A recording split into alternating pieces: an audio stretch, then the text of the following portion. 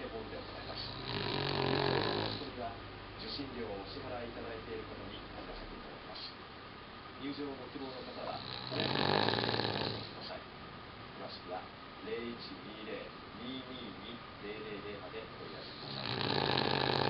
第77回 NHK 全国学校音楽コンクールの課題曲発表イベントを東京渋谷の NHK ふれあいホールで行います。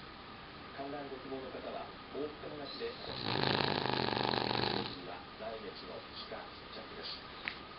詳しいことは03-57最大のライバルキム・ヨナ選手コンパドリンクで初練習を行いました。한 사람인데도 너무 좋아하는